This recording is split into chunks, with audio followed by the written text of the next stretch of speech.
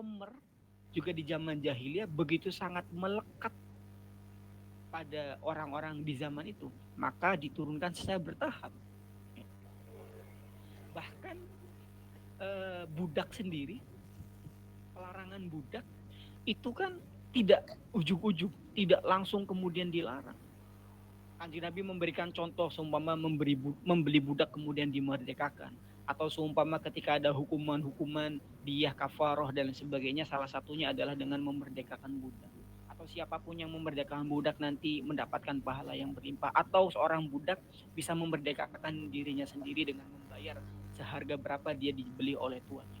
Atau ketika budak tersebut hamil, maka anaknya tidak boleh disetubuh lagi oleh majikannya. Dan semua itu proses bagaimana budak itu dilarang secara bertahap, karena ya keberadaan budak menjadi bagian budaya dari masyarakat tersebut.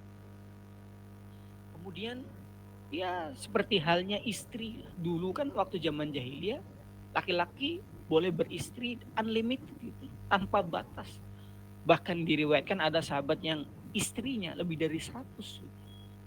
Bahkan dikisahkan dalam jahiliyah ketika ada tenda yang memiliki tanda khusus, berarti di dalamnya adalah wanita yang boleh dimiliki oleh siapapun. Bahkan zaman dulu boleh seorang laki-laki memberikan istrinya kepada laki-laki yang terhormat agar memiliki keturunan yang bagus dari laki-laki tersebut. Dan semuanya ditahapkan, dipres, kemudian berakhir menjadi 4 saja. Bahkan kalau kita memahami lebih lanjut, Al-Quran itu kan dilihat dari tempat turunnya, itu kan ada dua. Di Mekah yang disebut sebagai ayat-ayat Makkiyah, dan di Madinah disebut sebagai ayat-ayat Madaniyah, saat Kanjeng Nabi secara resmi hijrah ke Madinah. Kalau kita melihat ayat-ayat di Makkiyah secara general, itu berisi tentang muatan-muatan akidah, belum sampai pada aturan-aturan syariat. Karena aturan itu tidak akan berfungsi ketika dijalankan oleh orang yang secara mental tidak taat. Umpama yang salah itu bukan pistolnya. Jika sumama saya memiliki pistol kemudian tidak terlalu berfaedah, bukan berarti pistol tersebut tidak berfaedah. Bisa jadi yang memegangnya tidak terlalu paham menggunakan pistol tersebut. Jangan sampai ajaran-ajaran syariat ini kemudian ketika diturunkan di awal-awal, di mana umat Islam secara akidah itu masih rapuh, yang terjadi adalah kekacauan.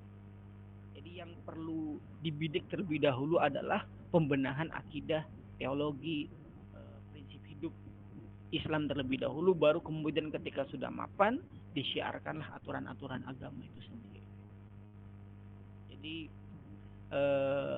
seluruh aturan itu baik, menjadi tidak baik adalah siapa yang menjalankan aturan tersebut. Dan Kanjeng Nabi tahu akan hal tersebut. Nah, proses tersebut dinamai sebagai proses tarbiyah. Bagaimana ajaran Islam itu ya bisa diterima dan melanggeng sampai di pojok Indonesia saat ini. Kemudian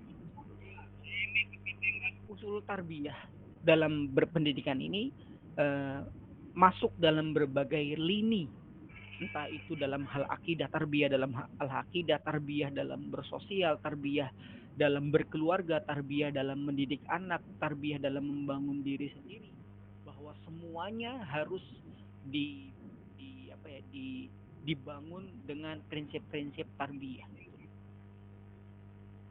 Banyak orang yang alim, tapi kealimannya tidak bermanfaat bagi dirinya dan sekitar. Bukan salah tentang kealimannya, jangan-jangan dia belajar tidak dengan konsep tarbiyah. Makanya zaman sekarang banyak anak-anak yang apa ya yang banyak yang membangkang kepada gurunya, membangkang kepada orang tuanya. Jangan-jangan anak ini ketika belajar hanya sebatas belajar tetapi tidak dididik. Kalau kita lihat seorang anak itu kan ketika masih kecil umur 1 sampai 7 tahun, kiblatnya adalah orang tuanya. Ketika sudah ke sekolah, kiblatnya adalah gurunya. Dan ketika sudah berkawan-kawan, kiblatnya adalah teman-temannya. Tidak dipungkiri, banyak anak-anak yang sudah dewasa, omongan orang tuanya sudah tidak mempan lagi. Karena mungkin anaknya ketika ngobrol sama orang tuanya, isinya hanyalah ceramah saja. Tidak menjadi teman gitu. Jadi, dan ini harus apa ya? Harus mengerti eh, bagaimana cara pola asuh yang baik, berpendidikan yang baik dengan kacamata Islam, kacamata Kanjeng Nabi yang telah memberikan arahan kepada kita. Seperti halnya eh, di Indonesia, umpama saat masih kecil, saat masih sekolah, lah, standarisasi seseorang itu pintar dilihat dari nilai matematikanya. Apakah dia masuk jurusan IPA atau tidak. Bahkan yang saya rasakan, banyak anak-anak yang berangkat ke sekolah, ya, tetapi sebatas untuk pergi ke sekolah, tidak untuk pergi untuk belajar. Gitu. Kalau zaman dulu mungkin tarbiyah kita yang namanya belajar itu tidak hanya di dalam sekolah, di luar sekolah ternyata lingkungan mendukung kita untuk belajar. Tapi di zaman sekarang yang namanya belajar harus di dalam sekolah, di luar sekolah dipastikan tidak belajar. Diperparah lagi ketika di sekolah ternyata tidak belajar gitu.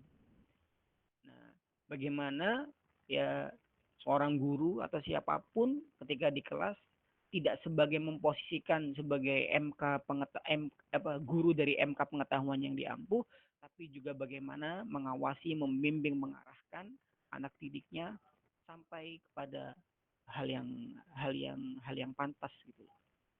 Nanti juga kita akan membahas tentang ya tarbiyah dalam berkeluarga, tarbiyah dalam mendidik anak itu. Walaupun sebenarnya saya pribadi masih banyak belajar kepada ibu-ibu, bapak-bapak.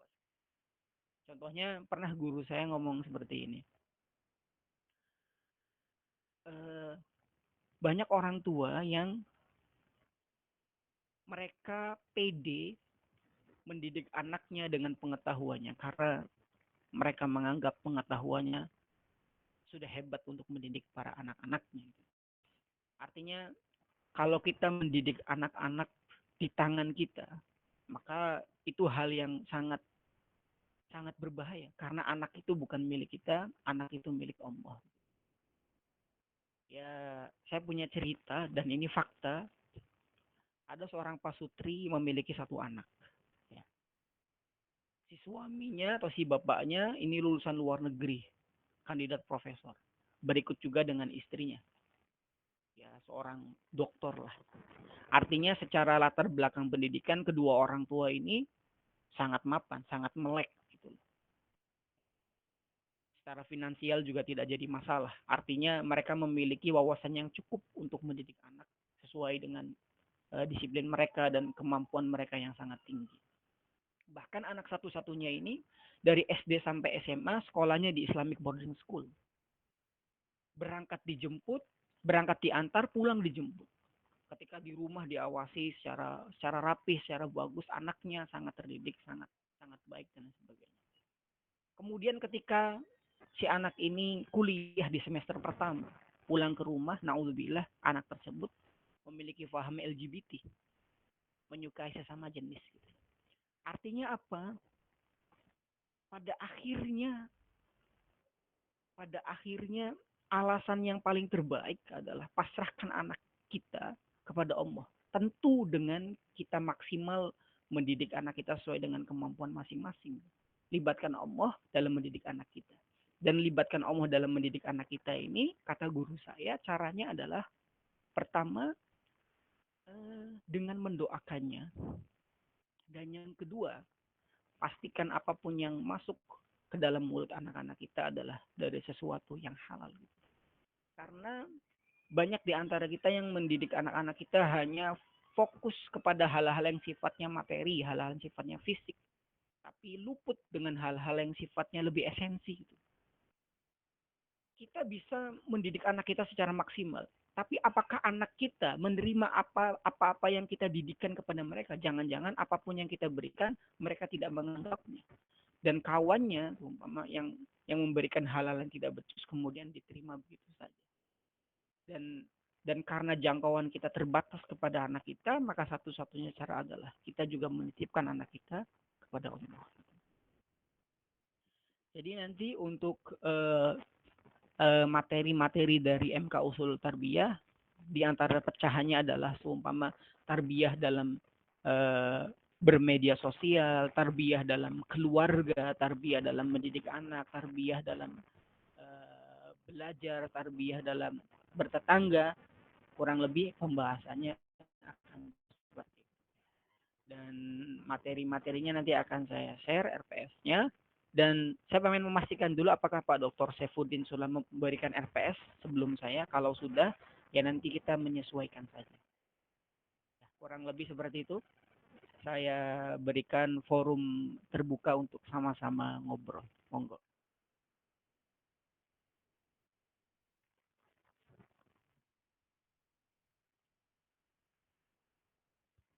Apakah ada hal-hal yang ingin ditanyakan atau apapun itu?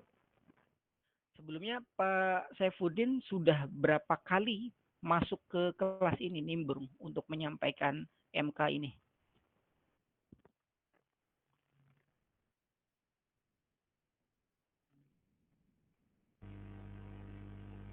Monggo Pak Aib sebagai PJ-nya.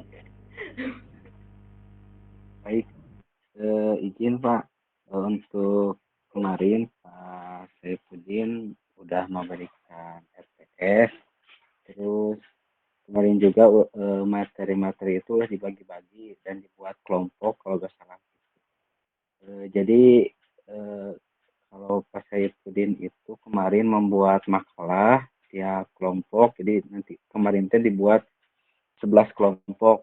Jadi dari 11 materi itu dibuatkan makalah dan setiap pertemuan itu presentasi, kadang ngeresum, kadang presentasi gitu.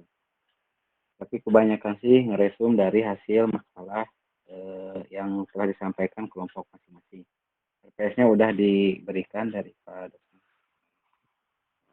Seperti itu mungkin Bapak, mungkin yang lain yang menambahkan. Berarti saya minta salinan RPS-nya aja ya. Nanti saya pahami, nanti dilanjutkan saja langkah-langkahnya persis seperti apa yang dititahkan oleh Pak Saifuddin. Adapun nanti di jalan ada penyesuaian, ada fleksibilitas ya kita saling memahami bersama lah. Ya, baik Pak. Ya. Nanti saya kirim di grup ya Pak, RPS sama kalau yang kelompok mungkin kemarin ya yang hasil kemarin itu mungkin diberikan lagi ke Pak dosen, itu mau dilanjutkan atau seperti apa mungkin.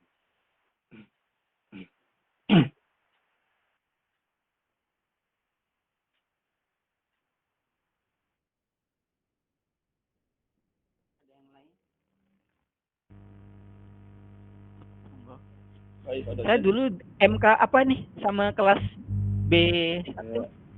Dulu teh ilmu hadis. Ilmu hadis ya. Oh iya.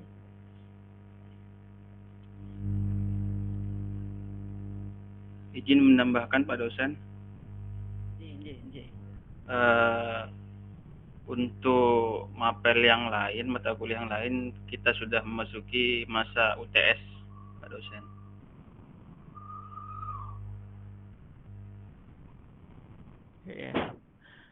Ya, 2 pertemuan dengan saya, ketiganya langsung UTS gitu ya.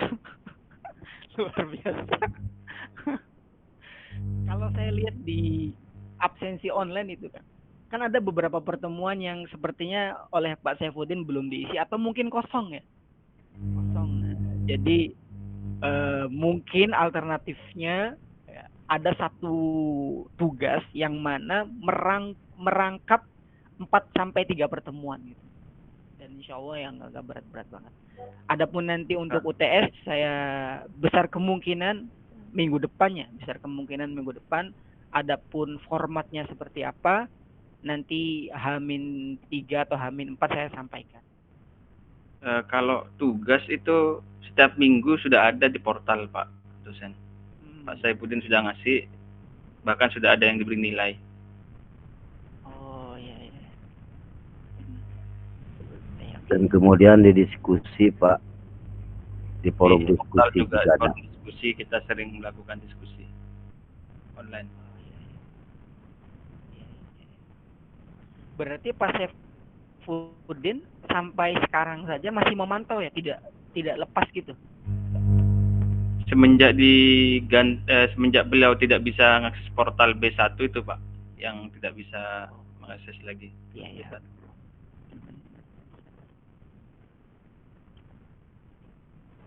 Untuk personil dari kawan-kawan kelas B1 ada penambahan atau ada pengurangan atau masih tetap seperti semester kemarin? Ada pengurangan, ada mahasiswa reguler yang berhenti Pak. Ada yang lain? Karena ini pertemuan perdana dan momentumnya pasca Idul Fitri, anggap saja kita lagi silaturahmi dulu.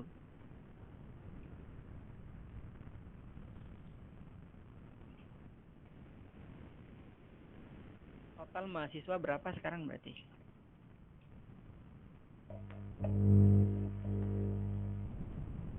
Bu Mualimah.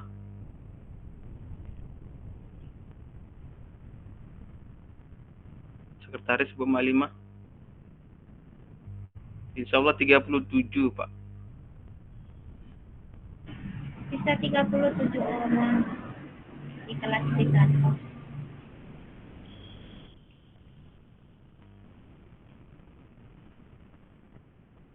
Intinya di pelajaran usul tarbiyah ini ya, dan teman-teman semuanya juga akan berkecimpung dalam dunia tarbiyah ini, dan kalau bisa ya pastikan anak didik kita atau siapapun yang mendapatkan ilmu dari kita itu mereka memiliki kesan, dan syukur-syukur kita juga bisa menjadi teladan, tidak sebatas menyampaikan ilmu.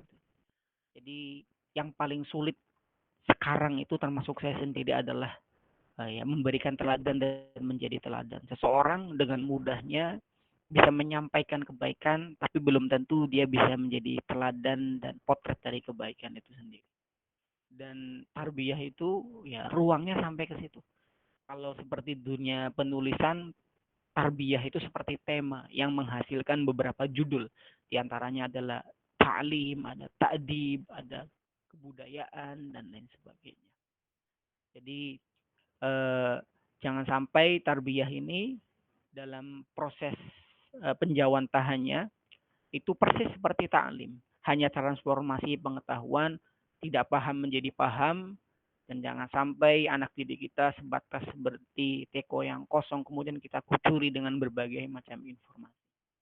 Jadi tarbiyah itu dalam prakteknya suasananya harus interaktif. Guru tidak melulu sebagai orang yang paling tahu dan serba tahu di kelas tersebut, tapi juga harus melibatkan anak didiknya gitu. Karena mereka berkembang dan kita beri jalan dan kita dampingi gitu. Jangan sampai mereka ingin berkembang kemudian kita pangkas dengan pemahaman-pemahaman kita. Adapun nanti semua anak didik kita sedikit pemikirannya liar, tidak apa-apa, sok liar, tapi kita pantau gitu. Ibaratnya kalau kita megang ular ya jangan pegang kepalanya, pegang ekornya aja. Kalau sama jauh ya kita tarik lagi supaya jangan dan kebablasan.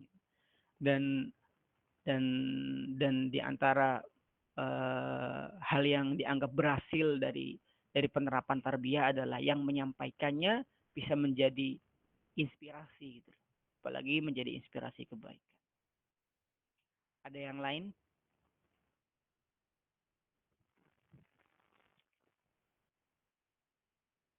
Mama tarbiyah nih kalau ngajar tidak sebatas kita dianggap pintar dalam MK yang kita ampuh, tapi kalau kita memang benar-benar mentarbiyah anak didik kita, semua kita memberikan pemahaman disiplin waktu gitu. Masuk pada jamnya, umpama harusnya jam 9 kemudian masuk jam 11, berarti itu bukan pola pendidikan. Karena seorang anak didik itu tidak hanya butuh ilmu pengetahuan tetapi juga pendampingan dan pendidikan. Karena ya tarbiyah itu meliputi kedisiplinan, kebiasaan. Jadi eh, di antara goalsnya ilmu tarbiyah adalah bagaimana anak didik kita memiliki kebiasaan-kebiasaan yang baik. Dan yang namanya kebiasaan itu bukanlah sesuatu yang simsalabim kemudian bisa berubah. biasanya dalam pembentukannya pasti butuh proses. Dan yang namanya proses itu ya butuh keringat. Terkadang melelahkan. Tapi ya untuk sebuah pembiasaan memang langkahnya harus seperti itu. Umpama seperti kita menyuruh anak kita untuk membiasakan makan pakai tangan kanan, kan prosesnya tidak cukup dengan arahan sekali ucap doang gitu. Butuh berkali-kali. Dan ujungnya adalah mereka memiliki kebiasaan yang baik, dan itu diantara indikasi goalsnya ilmu tarbiyah dalam diri sendiri dan lingkungan pendidikan. Sementara kalau tidak ada sautan dari rekan-rekan semuanya, atau masih puasa nih? Oke. Kita ada yang mau masuk? Oke, sementara kita cukupkan dulu di sini untuk pertemuan perdana kita tatap maya. Semoga kedepannya kita bisa saling belajar, saling memberikan manfaat gitu, terutama untuk diri saya sendiri. Dan jika ada hal-hal yang pengen disampaikan atau teman-teman pengen request, Pak, kita pengen sesekali pembelajarannya seperti ini, jika itu ide yang baik, ya kita singkatkan gitu. Ya. Sedikit dari saya, semoga bermanfaat, dan walaupun ini belum waktunya untuk selesai juga nih. Berarti ini contoh dari tarbiyah bukan ya?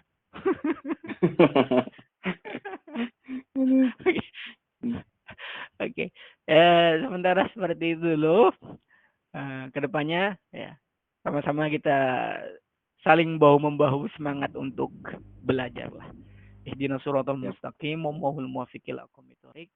Assalamualaikum warahmatullahi wabarakatuh. Waalaikumsalam.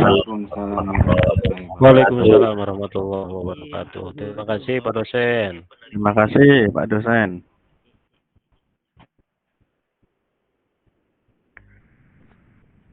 Hilang.